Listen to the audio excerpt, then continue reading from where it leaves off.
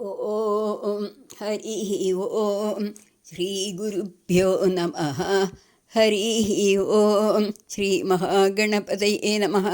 ശ്രീ മഹാസരസ്വത്യേ നമഃ. ശ്രീ മഹാഗുരുഭ്യോ നമഃ. നാരായണ എന്നു സദാ ജപിച്ചാൽ പാപം കെടും, പശികെടും, വ്യസനങ്ങൾ തീരും. നാവിൻ ഉണർച്ച വരുമേറ്റവും അന്ത്യകാലേ ഗോവിന്ദപാദകമലങ്ങൾ തെളിഞ്ഞു കാണാം. നാരായണൻ പാദവിമുക്തി നേടാൻ നാരായണൻ തൻ സവിധത്തിലെത്തി. നാരായണീയത്തെ ഇരുന്നു പാടി നാരായണൻ രോഗവിമുക്തി നേടി. സർവത്ര ഗോവിന്ദനാമ സങ്കീർത്തനം. ഗോവിന്ദ ഗോവിന്ദ. ശ്രീഹരയേ നമഃ. ശ്രീഹരയേ നമഃ. നാരായണ അഖില ഗുരോ ഭഗവൻ നമസ്തേ. സർവം ശ്രീകൃഷ്ണാർപ്പണമസ്തു. പ്രിയപ്പെട്ടവരെ, ഇന്ന് നമുക്ക് 20-ാം ദശകം ഋഷഭയോഗീശ്വര ചരിത്രം നോക്കാം. ഓം നമോ ഭഗവതേ വാസുദേവായ. ഓം നമോ നാരായണായ. ദശകം 20. ഋഷഭയോഗീശ്വര ചരിതം. വൃത്തം ഉപജാതി. ശ്രീമദ് ഭാഗവതത്തിൽ പഞ്ചമസ്കന്ധം ആദ്യത്തെ 6 അധ്യായം കൊണ്ട് വിവരിക്കുന്ന ഋഷഭദേവ ചരിതമാണ് ഈ ദശകത്തിൽ സംഗ്രഹിക്കപ്പെട്ടിരിക്കുന്നത്. 1-ാമത്തെ ശ്ലോകം. പ്രിയവ്രതസ്യ പ്രിയപുത്രഭൂതാത് ആഗ്നീന്ദ്രരാജ ഉദിതോഹിനാഭിഃ. പ്രിയവ്രതസ്യ പ്രിയപുത്രഭൂതാത് ആഗ്നീന്ദ്രരാജ ദുദിതോഹിനാഭിഃ. ത്വാം ദൃഷ്ടവാനിഷ്ടതമിഷ്ടിമധ്യേ. ത്വാം ദൃഷ്ടവാൻ ഇഷ്ടതമിഷ്ടിമധ്യേ. തവൈവ തുഷ്ട്യൈ കൃതയജ്ഞകർമ്മ. തവൈവ തുഷ്ട്യൈ കൃതയജ്ഞകർമ്മ. അർത്ഥം നോക്കാം. പ്രിയവ്രതസ്യ പ്രിയപുത്രഭൂതാത് ആഗ്നീന്ദ്രരാജാത് ഉദിത നാഭി ഇതി. പ്രിയവ്രതൻ്റെ പ്രിയപുത്രനായ ആഗ്നീന്ദ്രൻ എന്ന രാജാവിന് ജനിച്ച നാഭി ആകട്ടെ തവ ഏവ തുഷ്ട്യൈ, നിന്തിരുവടിയെ തന്നെ പ്രീതിപ്പെടുത്താൻ, കൃതയജ്ഞകർമ്മ, വേണ്ടി യജ്ഞം യാഗകർമ്മം അനുഷ്ഠിച്ച്, ഇഷ്ടിമധ്യേ ഇഷ്ടാം ത്വാം ദൃഷ്ടവാൻ, യാഗത്തിനിടയിൽ അപേക്ഷ നൽകുന്ന ഇന്തിരുവടിയെ ദർശിച്ചു. യജമാനായ നാഭിയല്ല, യാഗത്തിൽ വന്നു ചേർന്ന ഋഷിമാരാണ് പ്രത്യക്ഷപ്പെട്ട ഭഗവാനോട് പ്രാർത്ഥിച്ചത്. ഇനി നമുക്ക് പദം കുറിച്ച് നോക്കാം.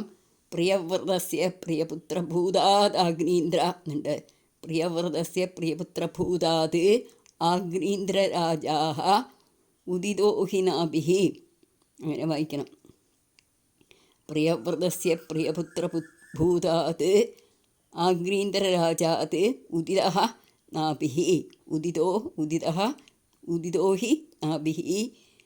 ത്വാം ദൃഷ്ടവാൻ ഇഷ്ടതം ഇഷ്ടിമധ്യേ. ത്വാം ദൃഷ്ടവാൻ ഇഷ്ടതം ഇഷ്ടിമധ്യേ. ഇഷ്ടതം ഇഷ്ടിമധ്യേ. തവൈവ തുഷ്ട്യൈ കൃതയജ്ഞകർമ്മ. നമുക്ക് കൂട്ടി വായിക്കാം. പ്രിയവ്രതസ്യ പ്രിയപുത്രഭൂതാത് ആഗ്നീന്ദ്രരാജാത് ഉദിതോഹിനാഭിഃ. പ്രിയവ്രതസ്യ പ്രിയപുത്രഭൂതാത് ആഗ്നീന്ദ്രരാജാത് ഉദിതോഹിനാഭിഃ. ത്വാം ദൃഷ്ടവാൻ ഇഷ്ടതം ഇഷ്ടിമധ്യേ. ത്വാം ദൃഷ്ടവാൻ ഇഷ്ടതം ഇഷ്ടിമധ്യേ. തവൈവ തുഷ്ട്യൈ കൃതയജ്ഞകർമ്മ. തവൈവ തുഷ്ട്യൈ കൃതയജ്ഞകർമ്മ. 2-ാമത്തെ ശ്ലോകം. അഭിഷ്ടുതസ്തത്ര മുനീശ്വരേസ്ത്വം. അഭിഷ്ടുതസ്തത്ര മുനീശ്വരേസ്ത്വം. രാജ്ഞസ്വതുല്യം സുതമർഥ്യമാനഃ. രാജ്ഞസ്വതുല്യം സുതമർഥ്യമാനഃ. സ്വയം ജനിഷ്യേഹമിതി ബ്രുവാണ തിരോധതാ. സ്വയം ജനിഷ്യേഹമിതി ബ്രുവാണ സ്ഥിരോധതാ. ബർഹിഷി വിശ്വമൂർത്തേ. ബർഹിഷി വിശ്വമൂർത്തേ. അർത്ഥം നോക്കാം. വിശ്വമൂർത്തേ തത്ര മുനീശ്വരൈഃ അഭിഷ്ടുതഃ. സർവസ്വരൂപ യാഗമന്ദിരത്തിൽ മുനിശ്രേഷ്ഠന്മാരാൽ ചുറ്റുനിന്ന് സ്തുതിക്കപ്പെടുന്നവനും രാജ്ഞഃ സതുല്യം സുതം. നാഭിക്ക് ആത്മതുല്യനായ പുത്രനെ അർത്ഥ്യമാനഃ ത്വം. പ്രാർത്ഥിക്കപ്പെട്ടവനും ആയ അവിടുന്ന് അഹം സ്വയം ജനിഷ്യേ, ഞാൻ തന്നെ അവതരിച്ചു കൊള്ളാം, ഇതി ബ്രുവാണ ബർഹിഷി തിരോധദാത എന്ന് പറഞ്ഞുകൊണ്ട് അഗ്നിയിൽ മറഞ്ഞു. ബർഹിഷി പറഞ്ഞാൽ അഗ്നി.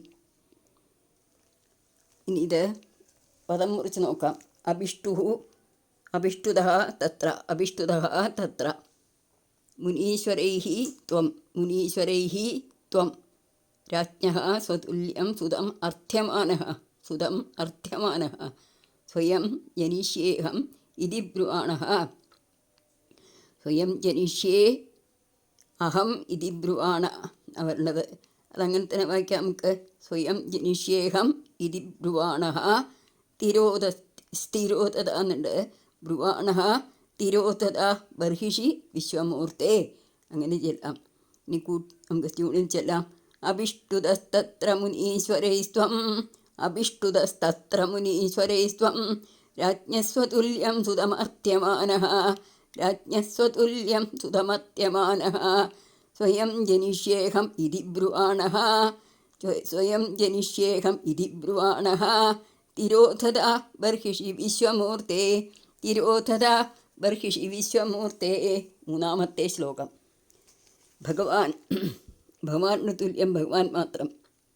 അതുകൊണ്ടാണ് സ്വയം അവതരിക്കാൻ ഭഗവാൻ സമ്മതിച്ചത്. ഋഷഭാവതാരം വർണ്ണിക്കുന്നു. നാഭിപ്രിയായാം അഥ മേരുദേവ്യാം ത്വം അംശദോ ഭൂർഷഭാവിധാനഃ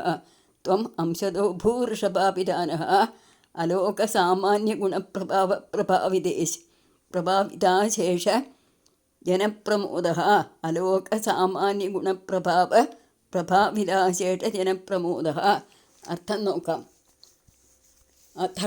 അഥത്വം നാഭിപ്രിയായാം മേരുദേവ്യാം. അനന്തരം അങ്ങ് നാഭിയുടെ പത്നിയായ മേരുദേവിയിൽ അംശാവതാരമായിട്ട് ഋഷഭാഭിധാനഃ ഋഷഭൻ എന്ന പേരിൽ അലോക സാമാന്യ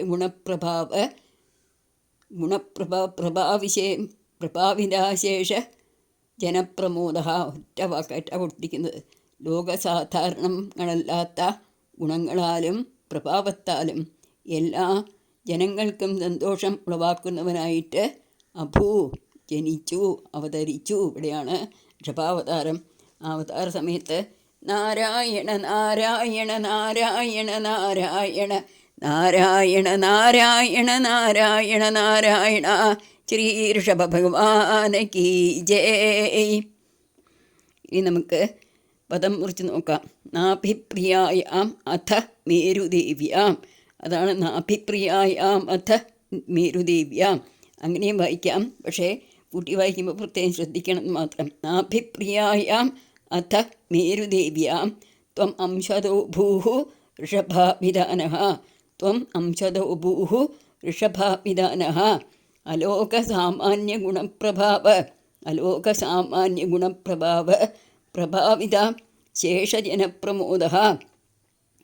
പ്രഭാവിത ശേഷജനപ്രമോദഃ. എളുപ്പത്തിൽ വായിക്കാൻ പറ്റും. ഇനി നാലാമത്തെ ശ്ലോകം. ഋഷഭൻ യുവാവായതിനു ശേഷമുള്ള നാഭിയുടെ ചരിതം വിവരിക്കുന്നു. ത്വയി ത്രിലോകീ രാജ്യഭാരം ഇധായ നാഭിഃ സഹ മേരുദേവ്യാ തപോവനം പ്രാപ്യ ഭവന്നിഷേവി ഗരഃ കിലാനന്ദപദം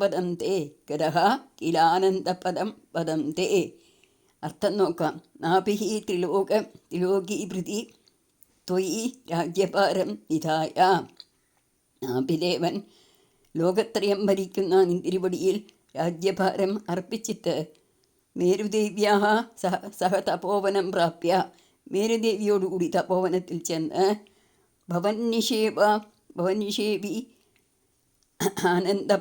ആനന്ദപരം നിന്തിരിവടിയെ തന്നെ നല്ലവണ്ണം സേവിച്ചിട്ട് പരമാനന്ദസ്ഥാനമായ നിന്തിരിവടിയുടെ ആനന്ദപദം പരമാനന്ദസ്ഥാനമായ നിന്തിരിവടിയുടെ തേ പദം ഗരഃ കിലഃ ആ പദത്തെ പ്രാപിച്ചു പോൽ എന്നാ പറയുന്നത്.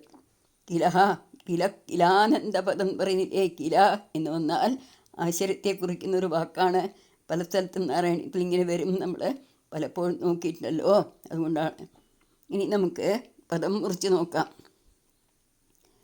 ത്വയി ത്രിലോകീ ഭൃതി രാജ്യഭാരം നിധായ നാഭിഃ സഹ മേരുദേവ്യാ തപോവനം പ്രാപ്യ ഭവൻ നിഷേവി. ഭവത് നിഷേവി, അതാണ് ഭവൻ നിഷേവി. ഗരഹ കിലാനന്ദപദം പദം തേ. വളരെ എളുപ്പത്തിൽ വായിക്കാൻ പറ്റും. ത്വയി ത്രിലോകീ ഭൃതിരാജ്യഭാരം, ത്വയി ത്രിലോകീ ഭൃതിരാജ്യഭാരം നിധായ നാഭിഃ സഹ മേരുദേവ്യാ, നിധായ നാഭിഃ സഹ മേരുദേവ്യാ തപോവനം പ്രാപ്യ ഭവൻ നിഷേവി, തപോവനം പ്രാപ്യ ഭവൻ നിഷേവി. ഗതഃകിലാനന്ദപദം പദം തേ, ഗതഃകിലാനന്ദപദം പദം തേ. ത്രിലോകഭൃത്ത് എന്ന വിശേഷണം രാജ്യഭാരം ഋഷഭന് അനായാസമാണെന്ന് സൂചിപ്പിക്കുന്നുണ്ട്.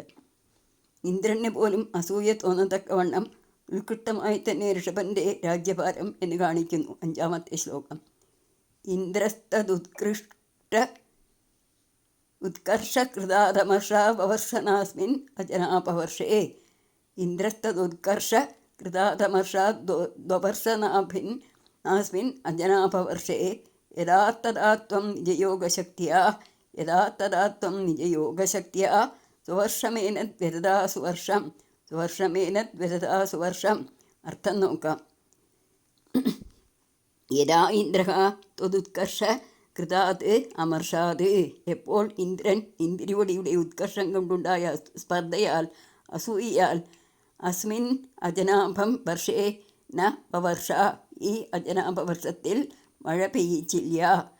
തഥാത്വം ഏനത് സ്വവർഷം, അപ്പോൾ ഋഷഭദേവനായ ഇന്ദ്രിവടി ഈ അജനാഭം എന്ന സ്വന്തം ഭൂഖണ്ഡത്തെ നിജയോഗശക്തിയാ സുവർഷം വ്യഥതാഹ, തൻ്റെ യോഗബലം കൊണ്ട് ധാരാളം ഉള്ളതാക്കി തീർത്തു എന്ന് പറയുകയാണ്. ശരി, നമുക്കിനി പദം കുറിച്ച് നോക്കാം. ഇന്ദ്രഃ ത്വത് ഉത്കർഷ കൃതാത് അമർഷാത്. ഇന്ദ്രഃ ത്വത് ത്വത് ത്വത് ത്വത് ഉത്കർഷ കൃതാത് അമർഷാത്, അങ്ങനെയാണ് വരിക. അപ്പോൾ ഇന്ദ്രസ്ത്വദുത്കർഷ കൃതാത് അമർഷാത് അങ്ങനെ വായിക്കാം, അല്ലെങ്കിൽ പദം മുറിച്ചും വായിക്കാം. ഇന്ദ്രസ്ത്വദുത്കർഷ ഉത്കർഷ കൃതാത് അമർഷാത് വവർഷ നാസ്മിൻ, ദ്വവർഷ അല്ല വവർഷ, നാസ്മിൻ അജനാഭവർഷേ, നാസ്മിൻ അജനാഭ, നാസ്മിന് അജനാഭവർഷേ. അജനാഭം എന്ന് പറഞ്ഞാൽ ഭാരതം, ഇതിൻ്റെ ഭാരതത്തിൻ്റെ മുന്നിലത്തെ പേര് അജനാഭം എന്നായിരുന്നു. യഥാ തഥാ ത്വം നിജയോഗശക്തിയാ, യഥാ തഥാ ത്വം നിജയോഗശക്തിയാ സ്വവർഷമേനത് വ്യഥതാ സുവർഷം, സ്വവർഷമേനത് വ്യഥതാ സുവർഷം. വ്യഥത അല്ല, സുവർഷമേനത് വ്യഥതാ സുവർഷം അങ്ങനെ വായിക്കാം. നാരായണ നാരായണ നാരായണ നാരായണ നാരായണ നാരായണ നാരായണ നാരായണ നാരായണ നാരായണ നാരായണ നാരായണ നാരായണ നാരായണ നാരായണ നാരായണ. രാധേ കൃഷ്ണ രാധേ കൃഷ്ണ കൃഷ്ണ കൃഷ്ണ രാധേ രാധേ, രാധേ കൃഷ്ണ രാധേ കൃഷ്ണ കൃഷ്ണ കൃഷ്ണ രാധേ രാധേ, രാധേ കൃഷ്ണ രാധേ കൃഷ്ണ കൃഷ്ണ കൃഷ്ണ രാധേ രാധേ, രാധേ കൃഷ്ണ രാധേ കൃഷ്ണ കൃഷ്ണ കൃഷ്ണ രാധേ രാധേ, രാധേ കൃഷ്ണ രാധേ കൃഷ്ണ കൃഷ്ണ കൃഷ്ണ രാധേ രാധേ, രാധേ കൃഷ്ണ രാധേ കൃഷ്ണ കൃഷ്ണ കൃഷ്ണ രാധേ രാധേ. സർവത്ര ഗോവിന്ദനാമ സങ്കീർത്തനം. ഗോവിന്ദ ഗോവിന്ദ. ഹരി ഓം തത്സത്.